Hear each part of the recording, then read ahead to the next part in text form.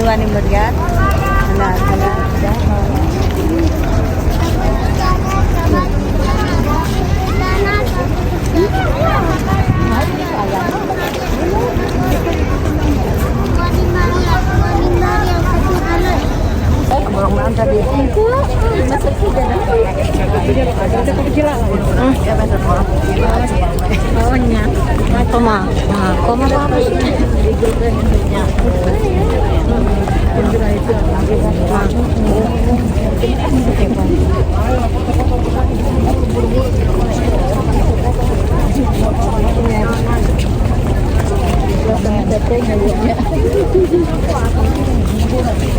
Kuburan apa? Kuburannya yang ini apa namanya?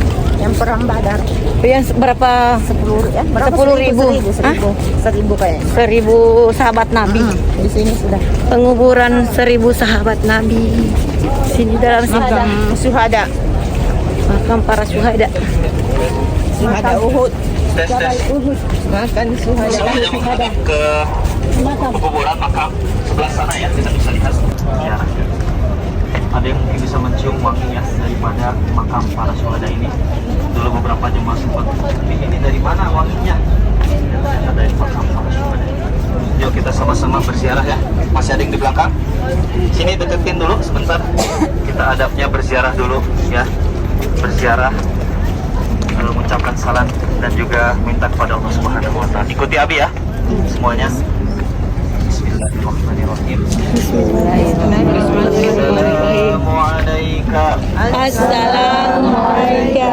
Ya Hamzah Muaz Ya Muaz bin Umair bin Umair. Assalamualaikum. Assalamualaikum. Ya Abdullah Ya Abdullah bin Juhbah. bin Jubah. Assalamualaikum. Assalamualaikum. Ya ahlad diyar Ya ahlal minal mu'minin minal mu'minin wa inna wa inna ya Allah bikum lahikum nas'alullah nas'alullah walakum al-afiyah. al-afiyah. Assalamualaikum. Assalamualaikum. Ya syuhada Ya syuhada Uhud. Nas'alullah nas'alullah lana lana walakum afiyah. al-afiyah. Sekarang angkat tangannya. Berdoa kepada Allah ya. Jabal Uhud ya. Peperangan Uhud ini terjadi setelah perang Badar ya. Konteksnya di sini, latar belakang daripada peperangan tersebut, kaum kafir Quraisy dendam kepada kaum muslim karena di perang Badar dipermalukan. 314 sahabat melawan 1000 kafir Quraisy bisa menang dengan mudah. Ya, seluruh petinggi-petinggi Quraisy 70 orang itu wafat, mati ya. Mati di peperangan Badar. Oleh karena itu Abu Sufyan dan Hindun yang kala itu belum masuk Islam, sekarang sudah jadi sahabat ya. Yang kala itu sebelum masuk Islam sangat dendam kepada Nabi Muhammad SAW. Akhirnya mengumpulkan 3.000 pasukan untuk datang ke Madinah Al-Munawwarah. Ya, diantisipasilah oleh Rasulullah SAW melalui spy atau mata-mata.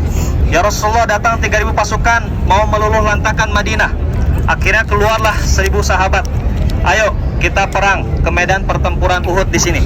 Kita layani di sini, jangan sampai masuk ke Madinah. Kasihan ada perempuan, ya, ada anak kecil. Oleh karena itu, ayo kita lawan di sini. Berkumpullah para sahabat sebelum kafir Quraisy datang dari sana, Pak Haji, ya. Kafir Quraisy datang dari sana, dari ujung Jabal Uhud. Sedangkan kaum Muslim dari sini. Nah, letaknya di sini, kaum Muslim menghadap ke sana. Jadi Muslim Itu di antara Gunung Uhud dengan Jabal Romat. Total itu ada 1000 pasukan, tetapi dikurangi 300. Kenapa? Karena 300 orang ini munafik, berkhianat kepada Nabi. Katanya, kita ngapain capek-capek perang, ayo kita pulang aja. Akhirnya 300 pasukan pergi, sisa tinggal berapa? 700 pasukan. 650 orang bersiap siaga di sini, dipimpin langsung oleh Rasulullah SAW dengan jenderal terbaiknya siapa? Hamzah bin Abdul Muttalib. Dan 50 pasukan pemanah ditempatkan di atas itu. Nah, Jabal apa namanya? Romat. Kenapa disebut Jabal Romat? Artinya Jabal pemanah. Ya, artinya bukit pemanah, di mana Rasulullah memerintahkan 50, ya, memerintahkan sekitar 50 pasukan untuk diam di mana? Di atas bukit tersebut. Kata Rasulullah, menang atau kalah jangan turun dari bukit. Perintah apa? Dari Rasulullah SAW. Akhirnya pertempuran pun berlangsung, dipimpin oleh Hamzah bin Abdul Muttalib, dari kafir Quraisy oleh Abu Sufyan dan Khalid bin Walid. Kala itu belum masuk Islam Khalid bin Walid. Khalid bin Walid memimpin 200-300 tentara yang berkuda. Ditempatkannya sejajar dengan apa? Dengan bukit apa? Bukit pemanah di sana. Jadi umat Islam di sana, bukit pemanah di sana 200 melawan 50. Namanya pemanah sniper. Ya, mau kemana? Ya kan? Mau kemana? Gak bisa kemana-mana walaupun pakai kuda. Nah, setelah berjalan pertempuran, pertama umat Islam menang. Ya, bahkan kafir Quraisy itu mati sampai 127 orang. 127 orang dari 1000 menang. Tetapi karena pertempuran terlihatnya dari atas itu, wah Muslim menang. Ya, sahabat itu punya inisiatif baik. Biasanya setelah ada peperangan itu ada gonimah namanya. Apa gonimah? Harta rampasan perang. Sahabat itu inisiatif. Kita udah menang, ayo kita ambilin gonimahnya, kita amankan. Biar apa? Biar tidak diambil oleh musuh, katanya gitu. Cuman kan tetap konteks yang pertama Rasulullah SAW bilang apa? Jangan turun dari bukit, menang atau kalah. Karena ketika itu dalam keadaan lalai, ya, dipimpin oleh Abdullah bin Jubair pemanahnya, 43 pasukan turun. Kata Abdullah bin Jubair pemimpinnya, ya para sahabat jangan turun. Rasulullah bilang apa? Menang kalah jangan turun di sini. Tapi tetap ya mereka turun karena ada inisiatif tersebut. Nah, Khalid bin Walid cerdas. Yang alhamdulillah setelah menjadi sahabat, setelah masuk Islam, memimpin peperangan di beberapa pertempuran tidak pernah kalah. Tapi ketika perang Uhud ini, ya, dialah yang menjadi sebab umat Islam banyak korban berjatuhan. Khalid bin Walid teliti, wah ini pada turun nih pemanah nih. Akhirnya bermanuver, ya. Kuda-kuda yang disiapkan tentaranya itu muter dari sana ke belakang sini. Akhirnya umat Islam dihimpit, ya kan? Yang kafir satu di sana, yang pakai kuda di sini. Umat Islam di tengah-tengah, kebingungan. Akhirnya disitulah, ya, letak daripada hikmahnya apa? Harus taat kepada Rasulullah Shallallahu Alaihi Wasallam. Karena akhirnya kacau balau, akhirnya Nabi Muhammad SAW diamankan oleh Ali bin Abi Thalib dan Utsman bin Affan ke Jabal Uhud, naik ke atas. Kemudian Rasulullah SAW tertancap, ya, sampai tembus ininya, baju besinya, ya, pelindung kepalanya, pipinya tembus sampai 2 gigi geraham copot, dan bibir bawahnya itu sobek, dahi dan keningnya bercucuran darah. Tapi Rasulullah Shallallahu Alaihi Wasallam, ya, darahnya itu disimpah seperti ini, jangan sampai jatuh ke tanah. Kenapa jangan sampai jatuh ke tanah? Kata Rasulullah SAW, ditanya sahabat, ya Rasulullah, kenapa kamu benar-benar darahnya itu dilap-lap ke baju-baju, katanya. Jika satu tetes darahku jatuh di jabal ini, maka malaikat penghuni Jabal Uhud akan meminta kepada Allah agar menurunkan azab ke orang kafir Quraisy. Bayangkan, di medan pertempuran pun Rasul sangat sayang kepada umatnya. Ya, singkat cerita akhirnya naik ke atas dan dinyatakan di situ Muhammad telah meninggal, Muhammad telah wafat, katanya. Kenapa?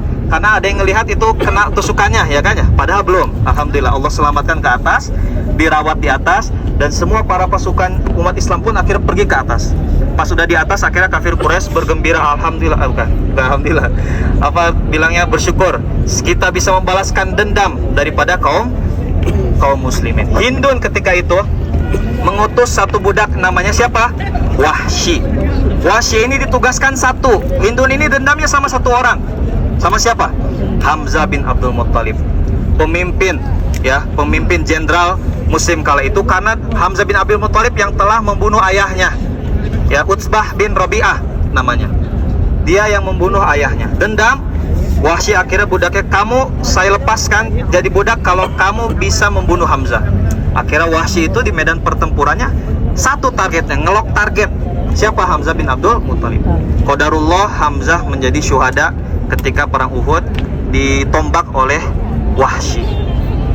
Akhirnya Hamzah bin Abdul Muttalib pun gugur, 70 sahabat yang lainnya pun gugur, dan semuanya dimakamkan di sini. Ya. Ada juga cerita bahwa Hamzah bin Abdul Muttalib itu dibelah jantungnya.